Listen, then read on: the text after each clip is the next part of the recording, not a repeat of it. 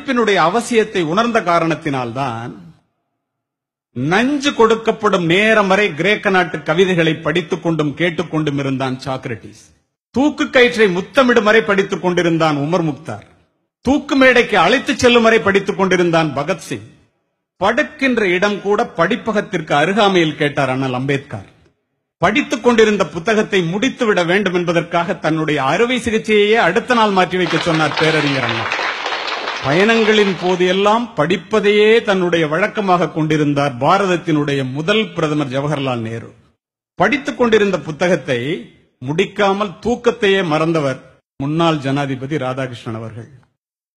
படிப்பால் மட்டுமே பாரதத்தை பாராள வைக்க முடியும் என்று படித்து படித்து சொன்ன மகா மனிதர் திரு ஏபிஜே அப்துல் கலாம். 35 ஆண்டுகள் நூலகத்திலே மூழ்கி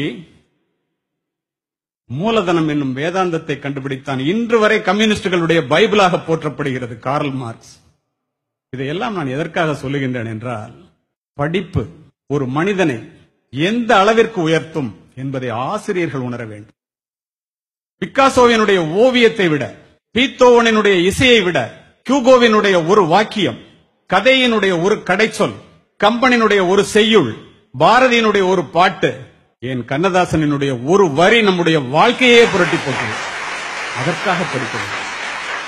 இரவு முழுவதும் தொழுகையில் ஈடுபடுவதை விட 1 மணி நேரம் கற்பித்தல் மேலானது என்கிறார் நபிகள் நாயகம். கற்றுக்கொள்வது மனித பண்பு, கற்றுக் கொடுப்பது மனித மாண்பு. கற்க துவங்குபவன் மாணவன், கற்றுக்கொண்டே இருப்பவன் ஆசிரியன். கற்றுக் கொடுப்பதனால் தான் ஆசிரியரை கற்றுக் கொடுப்பவர் என்று சொல்லுகின்றோம். நமக்கு அதிகமான ரோஜா மலர்கள் வேண்டும் என்றால் அதிகமான செடிகளை நட வேண்டும் என்பது இயற்கை. நமக்கு அதிகமான அறிவு வேண்டும் என்றால் அதிகமான புத்தகங்களை படிக்க வேண்டும். நீர் அளவே ஆகுமாம் நீராம்பல், தான் கற்ற நூல் அளவே ஆகுமாம் நுண்ணறிவு. நிறைய பட்டங்களை பெற்று தன்னுடைய பெயரை அலங்கரிப்பவர்களை விட நல்ல புத்தகங்களை படித்து தன்னுடைய மனதை அலங்கரிக்கின்ற ஆசிரியர்கள் மேன்மையானவர்கள் என்பேன்.